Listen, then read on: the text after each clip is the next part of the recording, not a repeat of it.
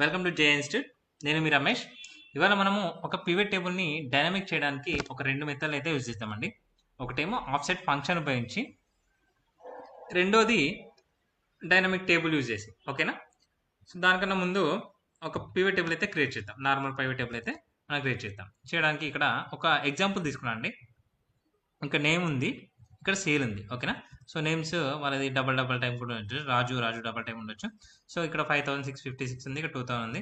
So ఇలా sales ఉన్నాయి. నేను ఒక పర్సన్కి టోటల్ ఎంత సేల్ చేశాడని నేను కనుక్కుందాం అనుకుంటున్నాను. సో దానికోసం ఒక బేసిక్ పివట్ టేబుల్ అయితే క్రియేట్ చేస్తున్నాను. సో బేసిక్ పివట్ టేబుల్ కోసం నేను ఇన్సర్ట్ వెళ్ళాను.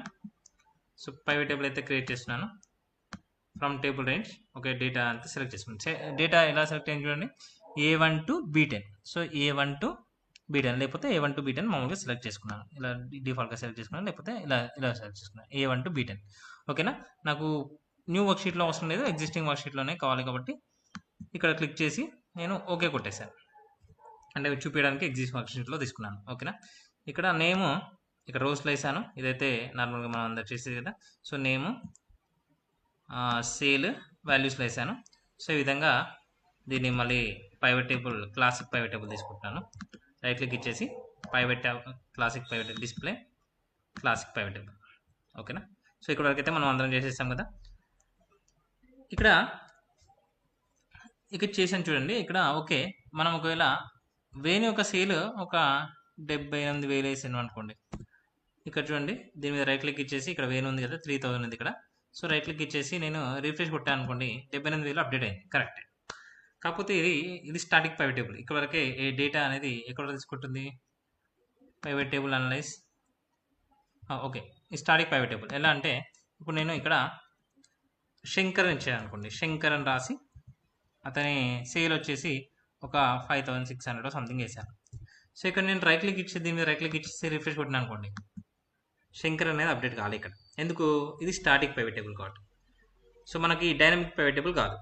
ఇక్కడ ఎలా అంటే, ఇక్కడ చూడండి, ఈ కర్సర్ దీని మీద ఇచ్చేసి ఈ సోర్స్ ఎక్కడ ఉందనంటే మనము ఇక్కడ ప్రైవేట్ టేబుల్ అనలైజ్ అనేది రిఫ్లెక్ట్ అవుతుంది కదా ఇక్కడ కర్సర్ చేయగానే. సో దీని మీద క్లిక్ చేసి చేంజ్ డేటా సోర్స్ ఉంది కదా, దీన్ని క్లిక్ చేసి చేంజ్ డేటా సోర్స్ క్లిక్ చేస్తే ఇక్కడ ఎక్కడ వరకు ఉంది అంటే సోర్స్ ఎక్కడ వరకు ఎక్కడి నుంచి ఎక్కడ వరకు ఉంది కనిపిస్తుంది కదా, A1 to B10. So B10 వరకే ఉంది, B11 వరకు లేదు. ఎందుకంటే ఇది స్టాటిక్ కాబట్టి B11 వరకు అప్డేట్ అవ్వట్లేదు, డైనమిక్ అవ్వట్లేదు, ఓన్లీ స్టాటిక్ వరకే తీసుకుంటుంది. సో మనం ఇక్కడ సైడ్ కింద ఇంకా ఏమైనా రోస్ యాడ్ చేస్తే ఇది అప్డేట్ కాదు. సో అదేవిధంగా క్యాన్సిల్ కొడుతున్నాను. సో అదేవిధంగా A1 to B10 B10 వరకే ఉంటుంది. ఇక్కడ నేను ఇంకా హెడింగ్ ఇంకోటి టార్గెట్ ఇచ్చాను అనుకోండి, అది కూడా ఇక్కడ రైట్ క్లిక్ ఇచ్చినప్పుడు రైట్ క్లిక్ ఇచ్చేసి రిఫ్రెష్ కొట్టినప్పుడు ఇక టార్గెట్ అనేది ఇంకో ఫీల్డ్ రాదనమాట. సో మరి దీన్ని డైనమిక్ చేయాలంటే ఒక ఫంక్షన్ యూజ్ చేసి ఒక 2 స్టెప్స్ అండి. సో ఆఫ్సెట్ యూజ్ చేసి ఫస్ట్ మనం చూద్దాం. ఆఫ్సెట్ యూజ్ చేసి చూద్దాం. ఓకేనా? ఎలా అంటే చూడండి, offset equal to offset. So offset ఏంటంటే మనము ఒక డేటాని పుల్ చేయొచ్చు. అంటే ఎక్కడైనా ఉన్న డేటాని ఎక్కడ వరకు ఎన్ని రోస్ పుల్ చేయాలి, ఎంత హైట్ పుల్ చేయాలి, ఎంత విడ్త్ పుల్ చేయాలి అంటే మనం ఆఫ్సెట్ యూజ్ చేసుకోవచ్చు. సో ఆఫ్సెట్ ఫస్ట్ ఇది స్టార్టింగ్ పాయింట్ ఏందని అడుగుతుంది. స్టార్టింగ్ పాయింట్ ఇక్కడ ఇచ్చాను. ఇక్కడ నుంచి వెళ్ళి ఎన్ని రోస్ ఎన్ని రోస్ నుంచి వెళ్ళి స్టార్టింగ్ పాయింట్ అంటే ఈ రో నుంచి స్టార్ట్ చేయాలా, స్టార్టింగ్ పాయింట్ ఏమో ఇది. తర్వాత మనం డేటా తీసుకున్న ఈ రో నుంచి ఎన్నో రో నుంచి స్టార్ట్ చేయాలంటది. నాకు ఈ నేమ్ నుంచిలే కావాలి, ఫస్ట్ నుంచి. కాబట్టి 0 రోస్ నుంచి వెళ్ళి 0 కాలమ్స్ నుంచి వెళ్ళి స్టార్ట్ కావాలి. అంటే నేమ్ ఇక్కడ నుంచే స్టార్ట్ కావాలి. ఇంకా రోస్ అయినా కాలమ్స్ అయినా ఇక్కడ నుంచి స్టార్ట్ కావాలి. హైట్ ఎంత అంటే ఇప్పుడు మొత్తం 11 రోస్ ఉన్నాయి కదా. సో ఇక్కడ నుంచి వెళ్ళి 11 కదా, 11 రోస్ కాబట్టి 11 హైట్ రాస్తే ఇక్కడ వరకు వస్తుంది. కాకపోతే మనము ఇంకోటి అప్డేట్ చేసినప్పుడు 12 అని మనం నార్మల్ రాయలేం కదా, ఊకి మళ్ళీ రాయాల్సి వస్తుంది కదా. అలా కాకుండా దీనికి ఒక ఫామ్లో యూజ్ చేస్తున్నాను. ఒకవేళ నేను జస్ట్ ఒక 5 రోస్ ఇచ్చాను అనుకోండి, ఎగ్జాంపుల్కి మీకు 5 రోస్ 5 హైట్ 2 విడ్త్ అని ఇచ్చాను అనుకోండి. 2 అంటే నేము సేల్ రెండే కదా, విడ్త్ వచ్చేసి ఇది, హైట్ వచ్చేసి ఇది. 2 విడ్త్ అని ఇచ్చేసాను అనుకోండి. సో క్లోజ్ చేశాను అనుకోండి, డేటా వచ్చేస్తుంది చూడండి. సో అంటే ఇది లేటెస్ట్ వర్షన్ కాబట్టి ఇది ఆటోమేటిక్గా వచ్చేస్తుంది, లేకపోతే ఓల్డ్ వర్షన్లో వేరే చేయాల్సి వస్తుంది. సో కంట్రోల్ మొత్తం సెలెక్ట్ చేసుకొని కంట్రోల్ షిఫ్ట్ ఎంటర్ కొట్టాల్సి వస్తుంది. కాకపోతే ఇక్కడ చూడండి, ఇక నేమ్ సేల్ నవీన్ వరకు వచ్చింది. ఓకేనా? నేను 5 ఇస్తే అలా వచ్చింది. అలా కాకుండా ఇక్కడ మరి నేను 5 వల్ల అంటే మాటికి చేంజ్ అవ్వక్కర్లేదు కదా, దానికోసం ఒక ఫార్ములా యూజ్ చేస్తున్నాను. కౌంట్ ఇచ్చేసి ఓపెన్ బ్రాకెట్ హైట్ వచ్చేసి ఇది సెలెక్ట్ చేసుకున్నాను అనుకోండి, లాక్ చేస్తున్నాను. ఇది సెలెక్ట్ చేసుకొని లాక్ చేస్తుంటే సో ఇప్పుడు మనం ఎన్ని ఎంట్రీ చేస్తే అంత, ఇప్పుడు 11 ఉన్నాయి కాబట్టి 11, 12 అంటే 12 అట్లా అనమాట. ఆటోమేటిక్గా అది ఎక్స్టెండ్ అవుతూ వస్తుంది. సేమ్ విడ్త్ కూడా నేను నేమ్ సేల్ రెండే ఉన్నాయి కదా, సో నేమ్ సేల్ కాకుండా ఇంకా ఇంకా వేరే ఎంట్రీ చేస్తూ ఉంటే ఆటోమేటిక్గా అది కూడా కావాలి కదా. సేమ్ ఇక్కడ కూడా విడ్త్ కూడా కౌంట్ ఉపయోగిస్తున్నాను, CYONTA కౌంట్ ఫార్ములా ఇక్కడ యూజ్ చేసి సో దీన్ని కూడా ఈ రో కూడా సెలెక్ట్ చేసుకుంటాను. చేసేసుకొని లాక్ చేస్తున్నాను. సో లాక్ చేయాలి, ప్రతిదానికి లాక్ చేయాలండి. లాక్ చేస్తే ఇది వర్కౌట్ అవుతుంది. సో ఇక్కడ ఫార్ములా అనేది నేను ఎంట్రీ చేశాను. ఫార్ములా ఓకేనా, ఫార్ములా అయింది. కాకపోతే ఇక్కడ మీకు డేటా వస్తుంది కానీ పాత వర్షన్లో ఎర్రర్ వస్తుంది. కానీ ఎర్రర్ వచ్చినా కానీ జస్ట్ మనకి ఈ ఫార్ములా ఇంపార్టెంట్, ఇక్కడ మనకి డేటా రావడం ఇంపార్టెంట్ కాదు. ఓకేనా. సో ఫార్ములా ఇది కాపీ చేసుకొని ఇది ఏదైతే ఆఫ్సెట్ ఉందో అది కాపీ చేసుకుంటాను. కంప్లీట్గా ఆ ఫార్ములా అయితే కాపీ చేసుకుంటాను. కాపీ చేసుకొని ఎస్కే కొట్టేసి ఒక ఫార్ములాస్కి వెళ్తున్నాను. ఫార్ములాస్కి వెళ్ళి డిఫైన్ నేమ్ క్రియేట్ చేస్తున్నాను. అంటే ఇది డైరెక్ట్ ఈ ఫార్ములా తీసుకొని ఈ పైవట్ టేబుల్ అయితే ఏదైతే ఉందో ఇది క్లిక్ చేసి ఈ పైవట్ టేబుల్ అనలైజ్ ఉందో ఈ డేటా సోర్స్లోకి వెళ్ళవచ్చు ఆటోమేటిక్గా. సో దీనిలో వెళ్ళేసి ఇక్కడ వేయచ్చు. కాకపోతే ఆ ఫార్ములా ఇక్కడ తీసుకోదు కాబట్టి దానికి ఒక నేమ్ క్రియేట్ చేస్తున్నాను. సో నేమ్ క్రియేట్ చేయాలంటే నేను ఫార్ములాస్కి వెళ్ళి డిఫైన్ నేమ్ ఉంది కదా, డిఫైన్ నేమ్ క్లిక్ చేసి దానికి ఒక పేరు వచ్చేసి డైనమిక్ అని ఇచ్చేసి ఇక్కడ రిఫరెన్స్ అంటే ఈ ఫార్ములా వేస్తున్నాను అనమాట. ఏదైతే మన ఆఫ్సెట్ ఉందో ఆ ఫార్ములా వేస్తున్నాను. దానికి ఆఫ్సెట్ ఫార్ములా వేసేసి ఈ డైనమిక్ అనేది ఒక నేమ్ ఇచ్చేసి ఓకే కొట్టిస్తున్నాను. అంటే ఆ ఫార్ములాకి ఒక నేమ్ క్రియేట్ అయింది. మనకి ఇది అవసరం, ఇక్కడ అవసరం లేదు, జస్ట్ ఆ ఫార్ములా కోసం మనం ఇక్కడ చేసాం అంతే. సో ఆ ఫార్ములా అనేది ఒక నేమ్ క్రియేట్ అయింది. ఇప్పుడు మనం డైరెక్ట్గా ఈ కర్సర్ ది పైవట్ టేబుల్ పైన ఇచ్చేసి పైవట్ టేబుల్ అనలైజ్కి వెళ్ళి ఈ చేంజ్ డేటా సోర్స్ ఉంది కదా, దీన్ని క్లిక్ చేసి చేంజ్ డేటా సోర్స్ ఉంది కదా అది క్లిక్ చేసి దీని బదులు ఇది తీసేస్తున్నా. ఇక్కడ ఇది స్టాటిక్ అవసరం కదా, స్టాటిక్ రేంజ్ అవసరం ఉంది మనకి. సో డైనమిక్ రేంజ్ కావాలంటే మనము ఆ ఫార్ములా నేమ్ ఇచ్చాం కదా ఆల్రెడీ. సో F3 క్లిక్ చేసి మనము డైనమిక్ అని ఉంది కదా, F3 క్లిక్ చేయగానే నేమ్ రేంజెస్ అన్ని డిస్ప్లే అవుతాయి.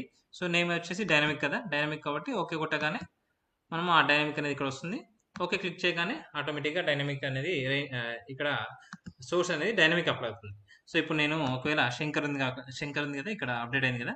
సో శంకర్ కాకుండా ఇంకా వేరే ఇచ్చాను అనుకోండి, వినోద్ వచ్చేసి 5677 ఓకేనా. ఇక్కడ నేను రైట్ క్లిక్ ఇచ్చేసి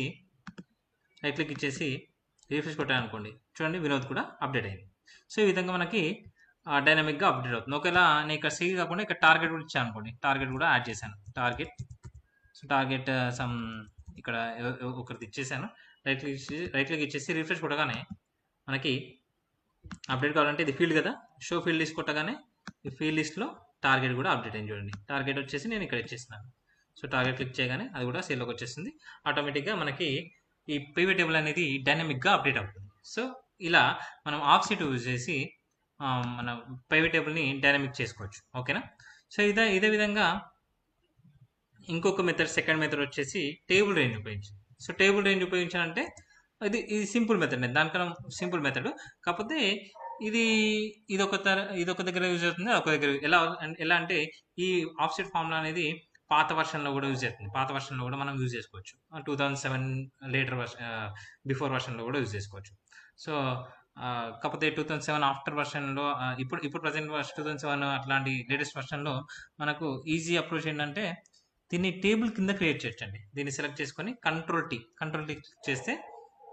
క్లిక్ చేస్తే దీన్ని క్రియేట్ టేబుల్, ఇది వచ్చేసి మన రేంజ్, ఇది జస్ట్ నార్మల్ స్టాటిక్ రేంజ్ ఇది.